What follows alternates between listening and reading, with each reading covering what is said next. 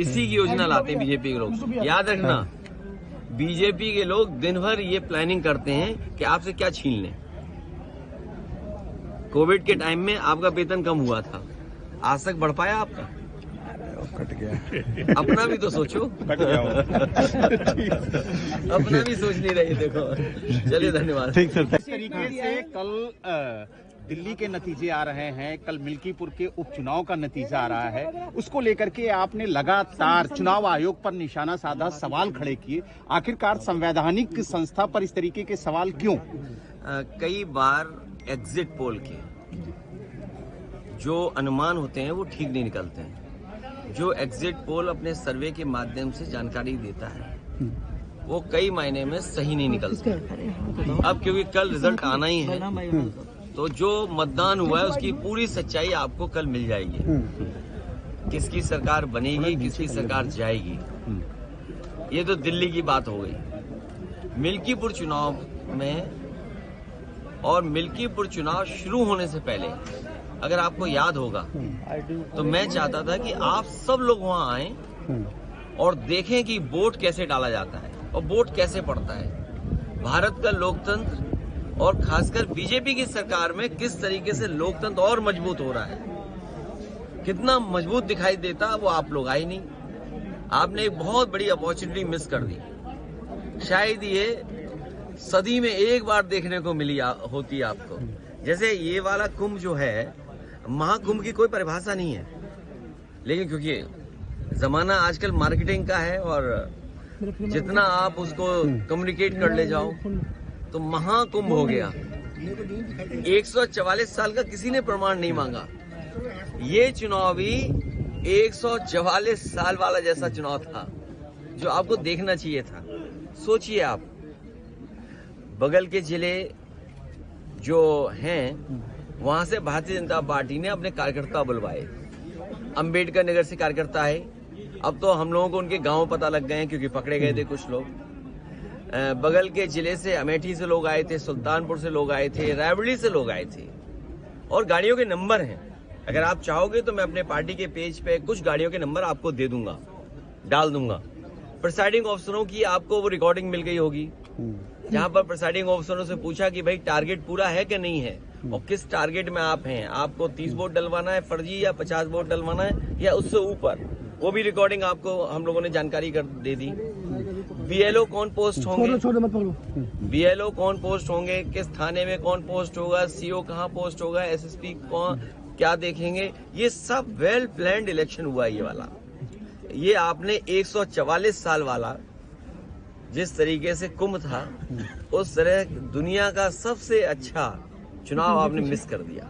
ये opportunity press को miss नहीं करनी चाहिए थी। लेकिन अगर चुनाव बात की जाए तो जिस तरीके से अमानवीय व्यवहार भारतीय नागरिकों के साथ अमेरिका ने किया, उसको लेकर के कल आप लोगों ने संसद में प्रोटेस्ट भी किया। क्या जिस तरीके से आप लोग आवाज उठा रहे हैं ये आगे भी देखने को मिलेगा सदन के अंदर? भारतीय जनता पार्टी की कुछ चीजों की तो पोल खुल गई। भैया एक बार सवाल पूछ, और पोल इसलिए खुल गई कि हमने और आपने वो डंका बजते हुए देखा था। जी, बड़े बड़े इवेंट देखे थे हम लोगों ने, और ये भारतीय जनता पार्टी वाले लोग कोई दिन नहीं चूकता था जिस दिन ये नहीं कहते थे कि दुनिया में हम कहां पहुंच गए हैं, हम कुछ बन गए हैं, विश्व गुरु बन गए हैं। सोचिए आप, जो लोग दिन भर ये कहने से नहीं चूकते थे कि विश्व गुरु बनने जा रहे हैं, अर्थव्यवस्था उनकी तीसरे नंबर पे पहुंच रही है, वो आजकल कैसे चुप घूम रहे हैं, मौन हो गए हैं। जो विश्व कहने वाले लोग मौन घूम रहे हैं। और जिस तरीके से लोग लौट करके आए हैं, ये कह देना कि पहले भी ऐसे लोग लौटे थे, लेकिन पहले हमारी अर्थव्यवस्था इस जगह नहीं थी, इतना हम अर्थव्यवस्था का डंका नहीं पीटते थे। और कैसे लोग आए हैं जिन्हें शौचालय नहीं जाने दिया, बाथरूम नहीं जाने दिया। ये व्यवहार किसी व्यक्ति के साथ हो सकता है, इनह्यूमन व्यवहार है। और दुनिया का एक देश है, शायद हो सकता है अमेरिका से वो मजबूत नहीं उतना, लेकिन वहां के राष्ट्रपति ने मना कर दिया कि हम फौज से लाए हुए अपने नागरिकों को स्वीकार नहीं करेंगे। और अंततः अमेरिका को स्वीकार करना पड़ा। क्या भारत इतना कमजोर हो गया है? क्या हमारा हिंदुस्तान इतना कमजोर है जब हम हिंदुस्तान का इतना बड़ा बाजार दे रहे हैं अमेरिका को? आप सोचिए, नोएडा में न जाने कितना बाजार हमने उनके हाथ में दे दिया होगा। हम कहते हैं हमारे लोग इलीगल पहुंच गए वहां पे, इलीगल इमिग्रेशन हो गया। तो किसकी नाकामी है? ये सरकार की नाकामी है जो क्वालिटी ऑफ लाइफ या उनको बेटर अपॉर्चुनिटी नहीं दे पा रहे। अगर उन्हें बेटर अपॉर्चुनिटी यहाँ मिल रही होती, क्वालिटी ऑफ लाइफ बेटर यहाँ होती, तो शायद वो 50 लाख और 1 करोड़ रुपए दे करके नहीं जाते। पंजाब के तो चलो 50 लाख रुपए की सुनने में आ रहा है दे करके गए हैं, लेकिन गुजरात वाले तो 1 करोड़ रुपए दे के गए हैं। कम से कम सरकार को जो पैसा दे करके गए हैं उनके सरकार को पैसे वापस कराने चाहिए। और जिस उम्मीद के साथ वो लोग गए थे, घर परिवार के लोग, वही नहीं, भारत के और भी लोग हैं जो अपनी क्वालिटी ऑफ लाइफ बेटर जीना चाहते हैं, जॉब चाहते हैं, नौकरियां चाहते हैं, अपने परिवार की सिक्योरिटी चाहते हैं, अपने परिवार की प्रॉस्पेरिटी चाहते हैं। उनको सरकार मौका दे। अगर मौका नहीं देती है तो ये जो अर्थव्यवस्था में आप दिखा रहे हो ना कि हम किस ऊंचाई पे पहुंच रहे हैं, आप कुछ लोगों को ऊंचाई पे पहुंचा रहे हो, आम लोगों को उस ऊंचाई तक नहीं ले जा रहे। एग्जिट पोल के बाद टीएमसी ने सवाल खड़े किए नेतृत्व पे, आप क्या कहना चाहेंगे? इंडिया गठबंधन को लेकर के भी इंडिया सवाल गठबंधन किए। के नेतृत्व पे सवाल खड़ा किया है। अभी कोई बड़ा सवाल नहीं पूछना है, ये हमारा इंडिया का अंदर का मामला है, ये हम लोग सुलझाते रहेंगे। Thank you sir, thank you. क्या चीज? 27 में पीडीए चलेगा और पीडीए के लोग देख रहे हैं कि उनका वोट कैसे छीना जा रहा है, वो कैसे अपमानित हो रहे हैं। उन्हें एसओ की पोस्टिंग नहीं मिलेगी, सीओ नहीं बनाया जाएगा क्योंकि वो वोट में कहीं ना कहीं आपको दे देंगे। कौन सिपाही पोस्ट होगा? क्या पीडीए परिवार के लोग नहीं देख रहे हैं कि भाई जब पोस्टिंग होगी तो उनके नाम देखे जाएंगे, उनका नाम काट दिया जाएगा।